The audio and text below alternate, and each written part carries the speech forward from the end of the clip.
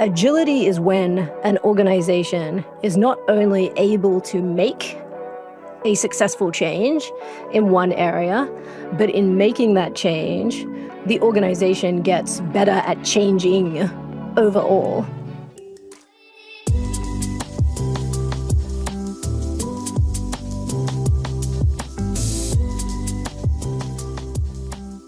Welcome to The Shift Code, a podcast about leadership, transformation, and innovation. On the occasion of the publication of the Manifesto for Enterprise Agility by PMI Agile Alliance, we're going to focus specifically on transformation and agility, defined as the ability to adapt at scale without losing coherence.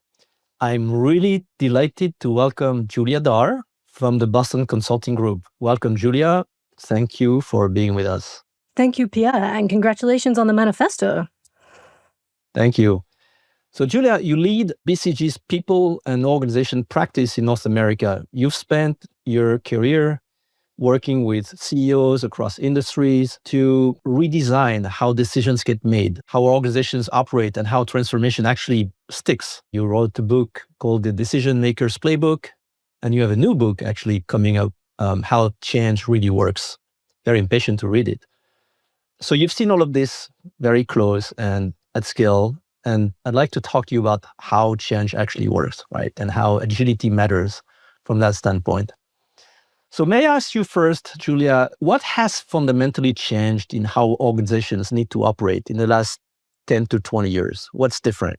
One of the things, Pierre, that I think is extraordinary is what, in fact, is not different. So more than half a century ago, we had the first set of observations that making successful change in the organization, that is like getting people to do things differently, consistently and systematically, was very often not very successful. We had a set of data points from a range of places, BCG included, PMI included, that suggested that many more than half of change efforts in organizations failed. And by failed, we mean did not deliver the objectives that had been set out at the beginning. And that's an extraordinarily high number. What's even more extraordinary about it, what has not really changed, is that it hasn't really improved over time. We continue to find it very difficult to successfully, not necessarily make change, but to successfully sustain change in organizations. And that might not be totally surprising because any of us who have tried to make a significant shift in our personal lives or do something really differently outside of the professional context would acknowledge that that can often be very hard. But what we have not done enough of inside organizations is continue to address the human factors that make change successful or not, and that allow organizations not just to change once, but actually to get really good at changing. Yeah, it's interesting because we say at PMI that it's less about planning and more about being built for change, right? So do you think leaders typically underestimate that? I think they do. And sometimes we even know that we do as it's happening. One of the experiences that prompted myself and my co-authors, Christy and Phil, to write this book was, of course, with organizations that we work with. We follow them often for a very long period of time, or you are in touch years or even decades afterwards. And very often when I would talk to CEOs or chief transformation officers or chief operations officers or chief people officers about a particular change, they would so often say something like, we didn't really invest enough in change management, or we talked a lot about it, but we never really ensured that people were able to prioritize the change we were asking them to make, or to invest in learning a new way of doing things, or hold them accountable to the successful change. We didn't do enough on making the how of change successful, basically. I had the experience where I said, you know what? No one has ever come back and said to me, you know what, Julia, in that program, I think we did too much on change. like that there was actually just too much support for people, like too much investment in making the change successful. And so successfully moving from that like phase of change of saying, like the first thing you have to do is decide to change, plan and prepare to change, and then actively start to change. And until you are really doing something differently in the context of day-to-day work in the organization, you haven't even really begun to change. And I wonder if you have this feeling too, sometimes, Pierre, like there is so much effort. It's very difficult to plan a change as well. Sometimes by the time leaders get to the end of a planning phase, they say, oh, okay, like now I'm done. Like I hope someone else is able to take this forward because this part was very effortful and exhausting for me. I think we all have a tendency as leaders to focus on the what and delegate the how in a way, because we're already moving on to the next topic and next thing, right? And that's where indeed we drop the ball a little bit. There's a tendency, yeah. One of the things that I really hope comes out of more of these public conversations about change, and of course out of the book, is much greater appreciation for the how of change. So as you say, of course, there is a why of the purpose of the organization, the kind of what of the strategy and the value agenda to the organization. But it now also seems really unambiguously clear from several decades of data that the difference between success and failure lies in the how of the human beings in the organization. And if there's a perception from some leaders that the how is somehow beneath them, or it's not very glamorous, or it's not very interesting, or that's something that someone else does, I hope that starts to go away. The leadership teams have more respect, more attention to the how, more energy for the idea that that is the reason that they will be successful or not, but also a very important place to reduce the risk of failure. And how do you actually advise them to concretely do that? Because we have a lot of project professionals who actually focus on the how, but then indeed, if the sponsors, if the executive team has already moved on, what's the advice you give them to keep making sure that change actually happens beyond having designed a beautiful transformation plan? Let me talk about 3 principles that some of my favorites that come from behavioral science that I think leaders can use immediately in order to be more successful, to improve the odds of being successful in change. The first, we call it get true agreement, not false alignment. So in that planning phase, there is always a risk that we have a set of conversations. Perhaps you and I even review the same proposal. And at the end of that discussion, we say, oh, we are aligned. But it's totally possible that in that context, you and they had a very different understanding of what would happen next, of what Julia would do, what Pierre would do, how those would interact across the organization. And really forcing a leadership team to say, what is it that we have agreed to do? What type of change? And not just, we're generally aligned and we hope to figure it out as we go along. And that can feel like a challenging statement, especially when you talk about agility. But I actually think that makes agility much more likely because it helps with specificity up front. So that's number 1, is get true agreement. The second one is increase the amount of agency in the organization, not just the involvement that people have in change. And so, yeah, perhaps let me ask it this way. Have you ever in your life assembled IKEA furniture? Like flat pack furniture? Yeah. 100%, yes. I mean, It's not my favorite activity, trust me, but I do. So one of the things that's remarkable about assembling IKEA furniture is it is not that enjoyable in the moment. Often it is confusing and complicated, Right. and there are always too many parts or not enough parts. However, and this is some brilliant research by Mike Norton, who is a professor at the Harvard Business School, once you have assembled it, people disproportionately love their IKEA furniture. Of course. They keep it for a long time. They value it greatly because they built it. And I think taking that same approach into making change in an organization, which is allowing people not just to feel as though they were involved or well communicated to, but they actually had the opportunity to shape some important part of the change agenda, is really crucial. That doesn't mean that everyone can have decision rights on everything, but there are plenty of places where individuals and teams can make choices that would give them much more agency, make it much more likely that the change works in the context of someone's day-to-day job, of the other things that they have to deliver. And then the third is to continue to pay attention to the idea of momentum in an organization.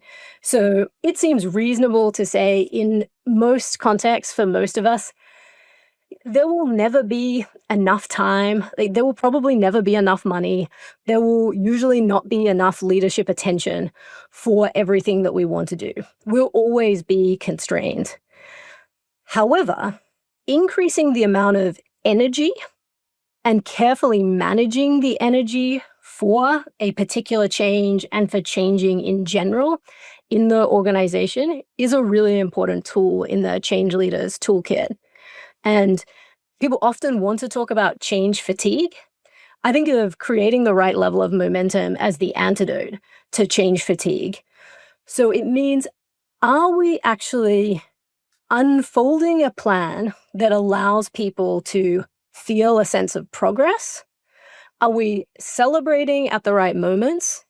And are we deliberately pausing and allowing people to rest, reflect, regather strength to celebrate the endings as well as just moving on to the next beginning? That's how you fight the change fatigue, like to making sure that people understand the actual change, like things that have been achieved. Exactly. And so it can be that you spotlight wins for people.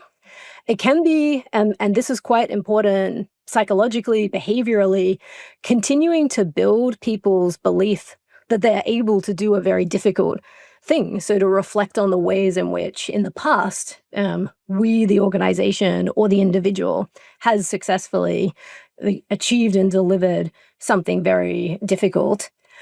The third is sometimes a way to get more momentum is there are teams or individuals who are running further ahead than everyone else.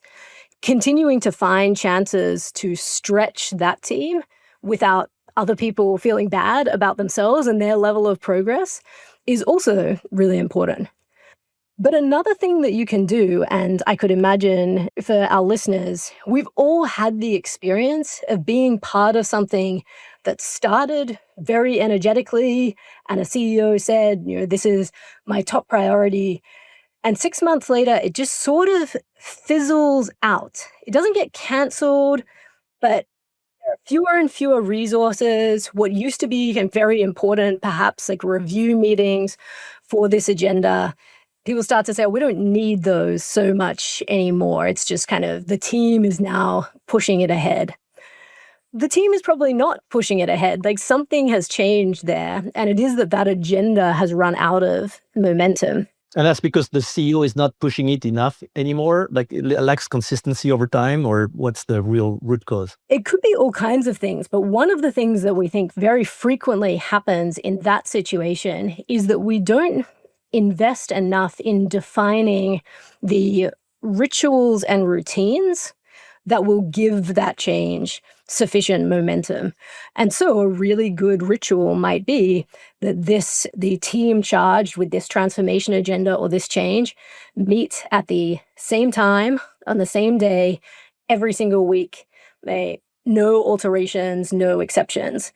A ritual might also be that meeting always starts by celebrating successes and inviting people to celebrate and recognize successes.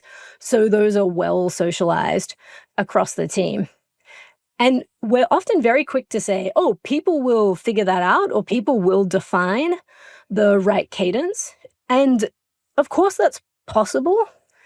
But actually considering that one of the things that change leaders, transformation leaders, project leaders can do in organizations that is a real kindness, a service to people, is to say, here's what we think that prescription should be. Here's how we believe that set of rituals and practices should unfold. Let us take a little bit of the cognitive energy away from you of deciding, should we meet this week? How? What will it look like? That giving people structure can actually be a gift to them. Yeah. So we spoke about the things that we should do. Like, are there things that leaders typically do wrong, right? Either misdiagnose or underestimate, make wrong assumptions, or have the wrong behaviors, right? What are the pitfalls, the things that you should really think about when you lead transformation and you should really avoid, that you've seen too often? One of the pitfalls is under-investing in using stories and symbols really well in the organization to connect people to an overall agenda or a set of experiences. And the mindset shift that I think CEOs, leaders can make is to say, if I think for a moment about how I would like our most important customer, our very best client, to feel and to behave and to think in a particular context, what are the things that I would do in order to help them make that shift? And there are a whole set of things that companies that are brilliantly customer sensitive end up doing really well. But one of the things that distinguishes them is they tend to tell really good stories that invite people to understand the future that they are building towards. So often in organizations, we say, we have a case for change, for example, or we have a change narrative. But it is often extremely grounded in, say, the financial value, even if there are a large number of people in the company who won't necessarily benefit from the impact of that. Or it is too complicated because you say, we write this case for change about how we are really moving our entire company towards a much more AI first direction. And then we have to add something in about 5 other priorities so that people feel they were reflected on the page, which is ultimately quite confusing to people experiencing the story. So one of the things that we invite leaders to do is, number one, just generally remember that humans are highly motivated by stories. We are fairly unmotivated, all of us, by statistics. So the more stories that we can tell, the more that those are repeatable, the better. But the second is get really clear on the type of story that you are telling, and make sure that's really sharp to people. And we say there are basically only 3 types of story in all organizational change. There's threat, like we must change or we will die. Fitness, we need to continuously get better at what we are doing. And then there's destiny. We are going to become who we were always meant to be. And Pierre, I know what you're thinking. Like most people would say, I would like to be a destiny story, please. That sounds delightful compared to the others. But allowing the leadership team to say, what is actually true about our change? Like, is it a threat? Is it that we need more fitness? Are we working towards our destiny? Because that will make it logical, coherent, repeatable for the individuals who hear it and who you need to then ask to do something differently. That's quite interesting. We usually insist on defining a clear purpose. Do you think that it is always needed, or in some cases, like to elaborate on what you just said, we don't even need to do that? I think that part of defining, agreeing, making sure that you and I share an understanding of that purpose is actually totally essential. Because Right. otherwise you and I can both do a lot of good things and end up in a completely different direction. What do you think? Like, does that usually end up being an important difference between success and failure?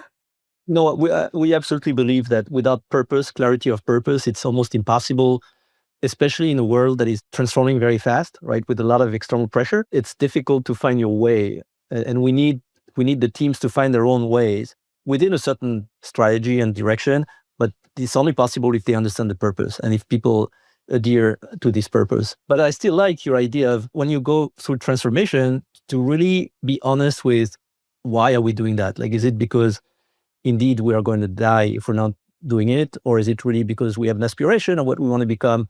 Or is it because in fact, we're just talking about improving incrementally, which sometimes is good as well, right? Because sometimes your company is doing fine, you have a clear purpose, you're doing well, but you still want to do better. And it's probably a good idea to try and not create a narrative that is extremely stressful when it doesn't need to be, or very aspirational when it doesn't need to be that either, because in fact, we're happy with the purpose we have already and where we want to go, right? So I think it's good advice. I don't yet have data behind this, but my personal opinion is that, in fact, most change and transformation stories in organizations are fitness stories. Yes, And absolutely. there's nothing to be ashamed of in that. The idea of saying we wish to continuously run a better, more disciplined organization that allows our people to focus on only the things that are most important, that delivers highest value to shareholders who have trusted us with their money. Like, that is an act of leadership.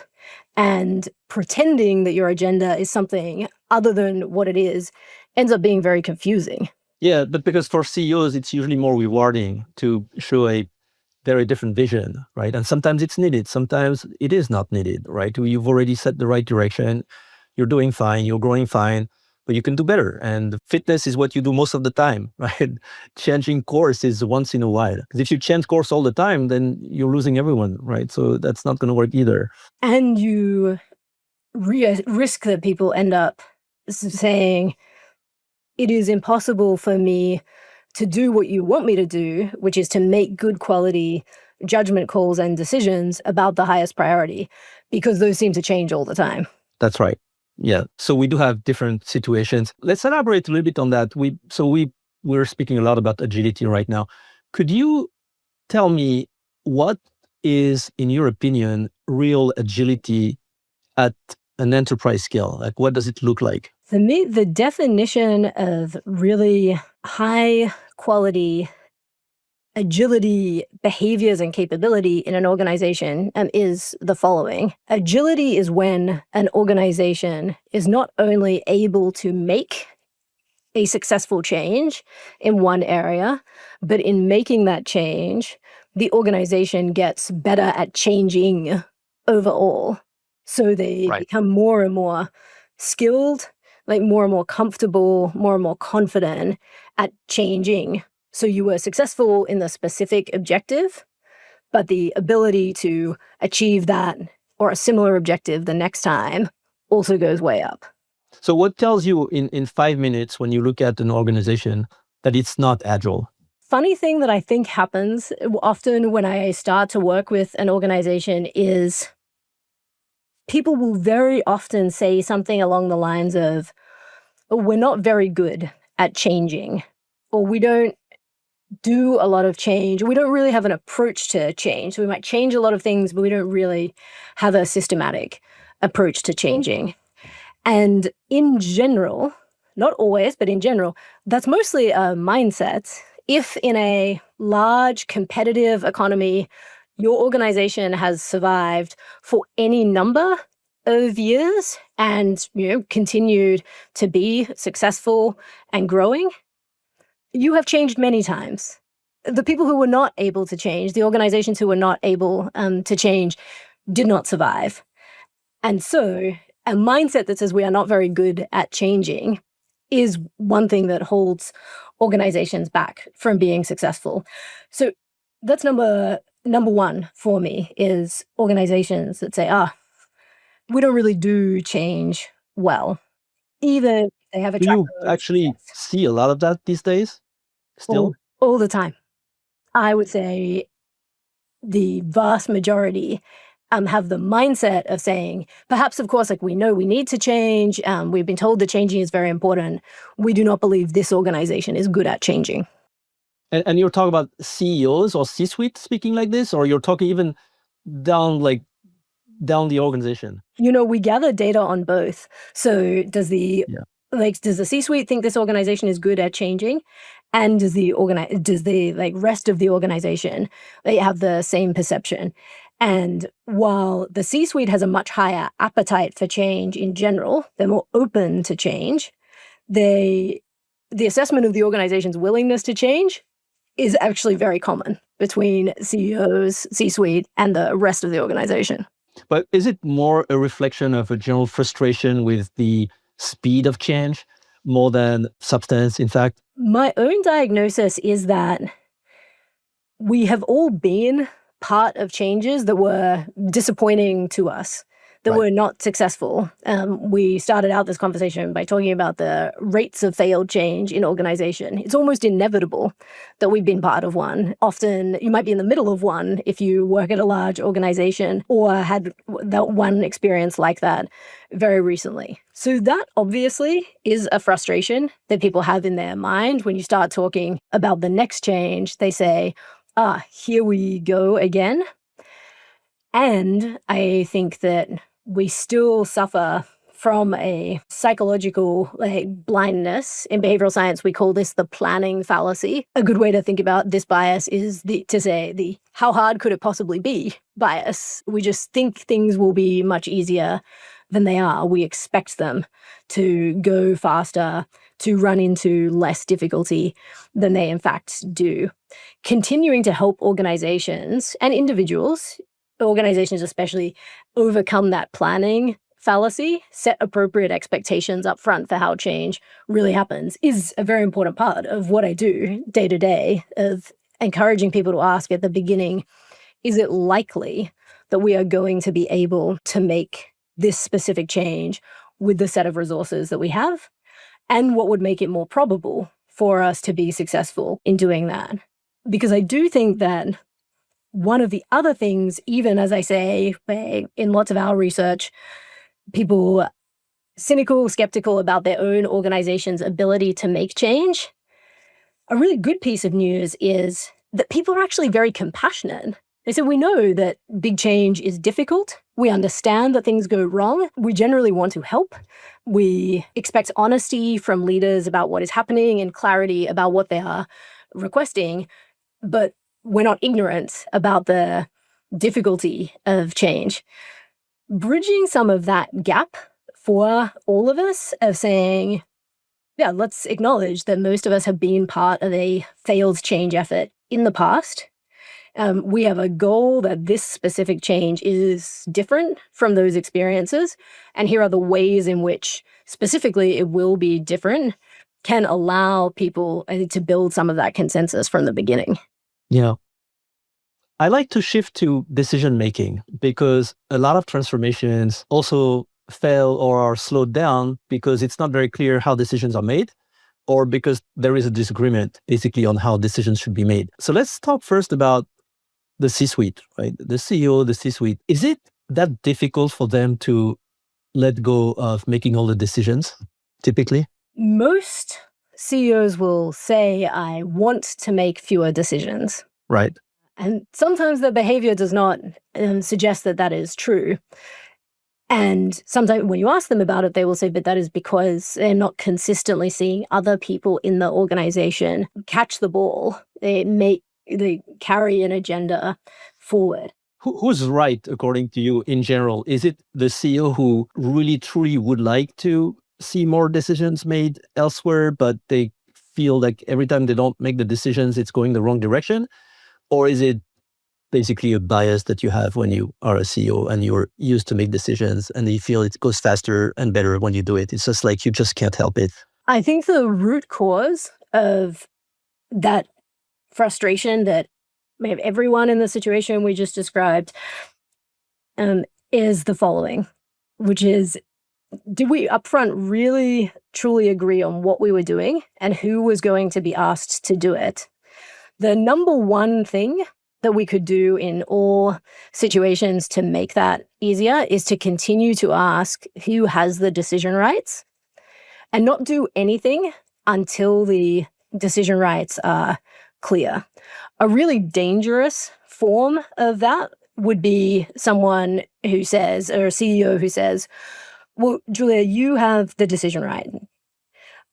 But also, obviously, you must keep Pierre and Catherine and Andrea and Stefano in the loop as you go. At that point, it is not totally obvious that I did have the decision rights, and at what point Pierre, for example, is entitled to stop me. continuing to say who has the decision rights. One of my absolute favorite clients, at the start of every meeting, truly every meeting, they say, okay, like what is the topic of the agenda? Who has the decision rights in this meeting? If we can't answer that question specifically, or that person is not in the room, we say, okay, like then what's the point of the meeting? Let's go away. Come back when we have the decision maker in the room. So I think that's number one. Continue. There is never a bad moment to ask the question, who has the decision rights? And to respect the decision rights of the role, the individual who has them. The second thing that I think becomes challenging, and this is where some CEOs can struggle with getting the right level of agency, speed within the team, is hoping that a lot of the ambiguity of what our agenda gets figured out along the way. And this is where I think your goal of defining and agreeing a really clear purpose up front, like if we have done enough at the beginning to articulate, here is where we are going, this is what I expect to see, this is what I don't expect to see, this is how I would like to be involved, appropriately contracting with one another is another really helpful intervention. And I think then the third is a huge constraint on agility in an organization is where we have completely impractically resourced a project. We have given it to someone who also had a very busy day job and 3 other top priorities, and it was unlikely that they were ever going to be successful. The founder of BCG, Bruce Henderson, in some of his writings says, like, if you create an initiative or a project that is impossible, like, that's a real failure of leadership and management. Like, it's disrespectful of the organization's resources. Yeah, that makes a lot of sense. You often refer to a concept that you call choice architecture. What is that? A really wonderful way to think about choice architecture. And if any of our listeners have not read the brilliant book Nudge by Cass Sunstein and Nobel laureate Richard Thaler, they give a really beautiful and articulate overview of it. Choice architecture is the idea that where we need to create an environment in which we want other people or need other people to do something, designing appropriately the context in which they will do that is a really important job of a leader. Or you could think about yourself as a choice architect or a decision architect. Let me give you a really simple example of a way in which we are often want to help people cope better with an overwhelming number of decisions or an overwhelming amount of information. And so think about a really simple experiment in a supermarket that says, like, I want to sell more jam. And they say, well, like, probably the best way to do that is to give people as many possible kinds of jam as we can. Think about like more than 30 types.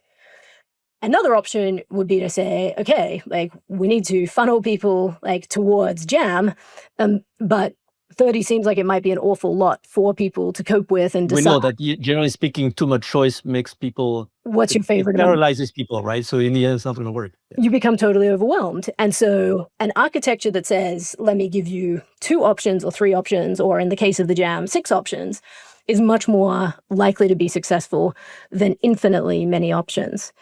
I think about the same is true in an organization. And so let me give you a good example of choice architecture, or think about this as transformation architecture in an organization. I could imagine that it happens a lot to your listeners where someone says, we are going to talk to you about the following. We've set up a meeting to talk to you about the following.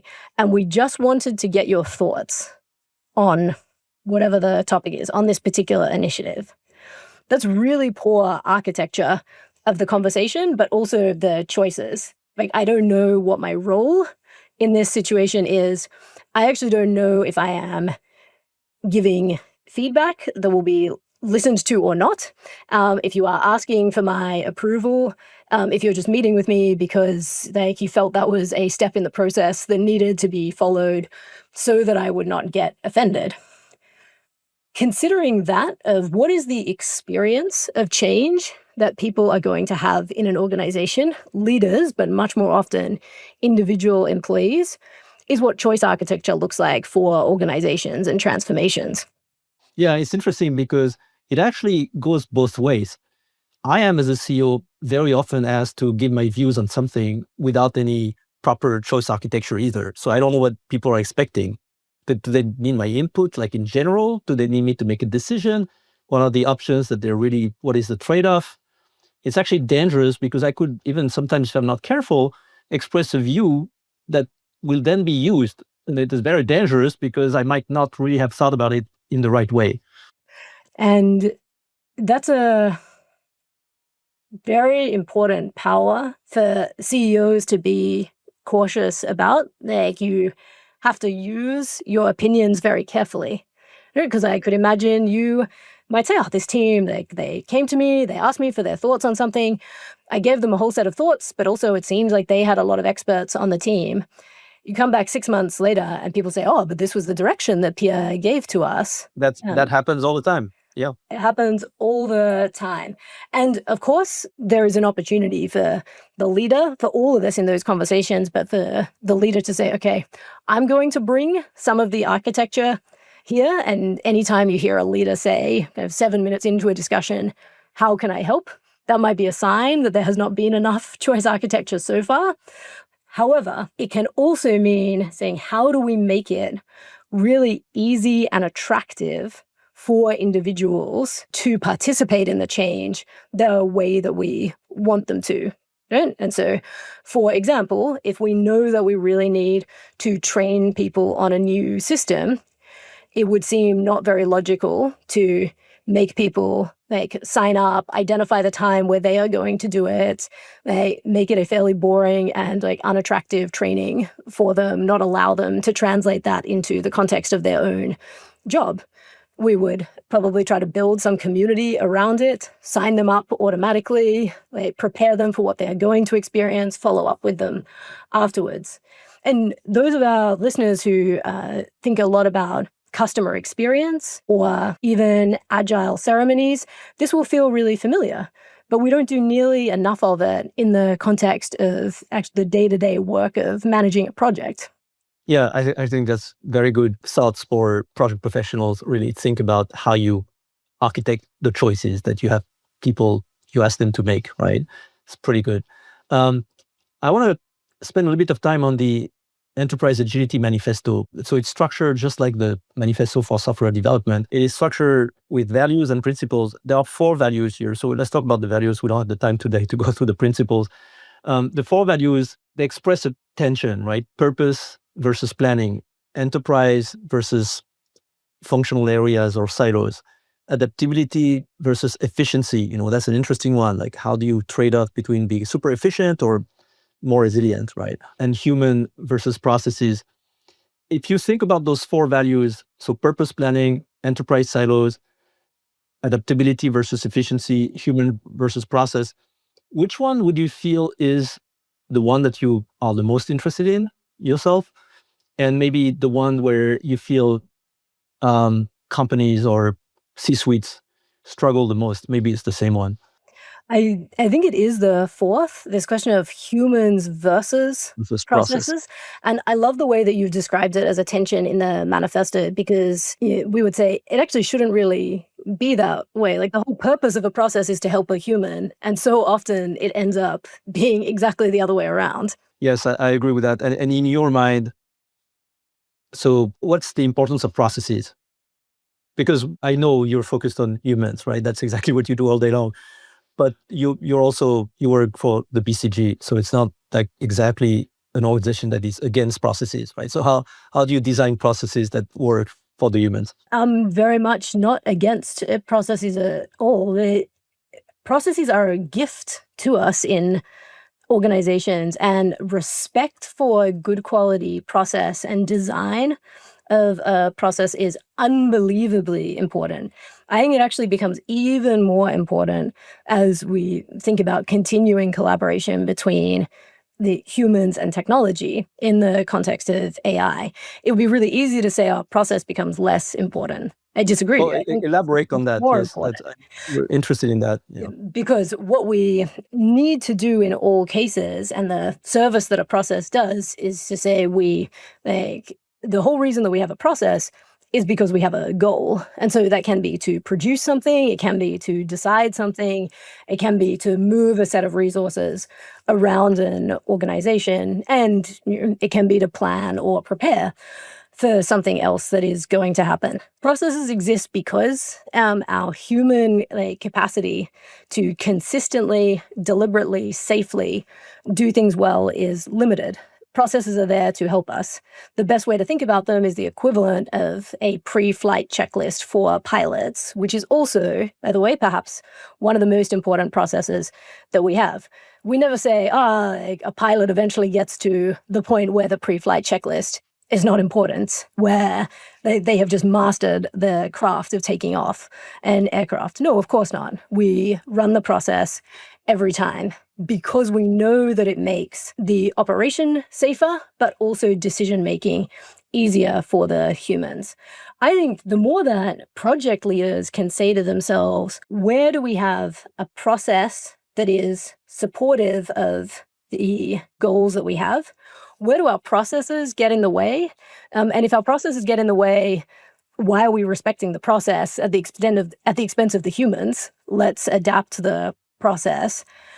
But on the other hand, because processes are incredibly important, because sometimes it is difficult to get us to consistently comply with the process, another really good question we should be asking ourselves as change leaders is, how do I make it enjoyable to participate in the process? How do I make it convenient and attractive, as opposed to only saying, how do I punish people who don't follow the process, which can be a very So what are your ideas of how do you make processes enjoyable? That's an interesting idea. Let me give you a couple of real world examples that we use at clients all the time. Number one is actually just celebrating each step in the process. And that can be incredibly trivial, right? If you think about that can be a message on the screen that says, congratulations, you have submitted. You followed the process. You followed the process. You've submitted your first round of requests into capital planning, or so on. That's number one. Number two is continuously reflecting. So inviting feedback along the way, not just this is annoying, but as I am thinking about it, this could be better. And so continually getting feedback from real users about the process and making changes in response to that feedback. The final one, which I think is true for so many things, but especially in processes, is celebrate the end of a process. Like the fact that a process has successfully run all the way through its conclusion, especially for really large enterprise processes, is an accomplishment. And so continuing to acknowledge and recognize that, but also say, like, this cycle of the process has come to an end, and here are the results, gives people a chance psychologically to get closure, take stock, take a deep breath, and begin again. And so celebrate, reflect, continuously improve along the way, but also make sure that there is a deliberate ending. Finally, I do think the more that CEOs, senior leaders can continue to talk about the importance of process, not the idea that we should have more processes or we need processes because humans are fragile, but how do we have processes that serve human beings, that unlock the potential of human beings? The more that we can make outstanding processes a bit more glamorous in our world too, which I think they deserve. Yeah, that's also very good advice for profit professionals who very often have to sell processes, right? That people don't love naturally. It is a tough sell, I think, to show up among like a set of other priorities and be like, hello, like, I'm Julia, I'm the process excellence person. I know you're all so excited to meet me. And that is a shame because of the extraordinary potential like trapped in that role, in that capability in organizations. And so if we could all collectively and through the manifesto build a little bit more love for the humans and also a bit more love for the process, I think that would be a real success. Okay, wonderful. That's a big goal, a big purpose for us. Just a few quick questions. Looking ahead about the next decade of leaders, right? What do you think will make a big difference? Like what are the qualities, the behaviors, maybe the skills that will make a big difference in the next 10 years for leadership? Number one is really deep appreciation of the skills required to achieve behavior change at scale among human beings. And that's more than just the quality of empathy, but it's actually saying there's not just an art or a practice, but also a science to systematically changing behavior in our organizations and getting more of the results that we want to see. So the more that the CEO also evolves into a chief behavioral officer role, I think the better. The second is helping an organization focus while allowing individuals to pursue multiple potential purposes and paths and careers within the organization. It seems very obvious that the talent profile, the career profile of everyone employed today and those yet to be employed will be totally different than it has been in the past 20 years and even prior to that. And so helping the organization focus on a short-term goal while recognizing how very diverse individual talent journeys will be is incredibly, incredibly important. And then I think the third is being able to be a really effective steward of change. So you won't be the person who makes all the decisions. You certainly cannot be the person who executes all of those decisions, but being the guardian of the how and saying one of the ways in which this organization will achieve its advantage and sustain that advantage is through really brilliant execution of the how, great care for the how, and for the human beings who deliver the how. Thank you so much, Julia. Thank you for your advice, and thank you for being with us today. Thank you very much, Pierre.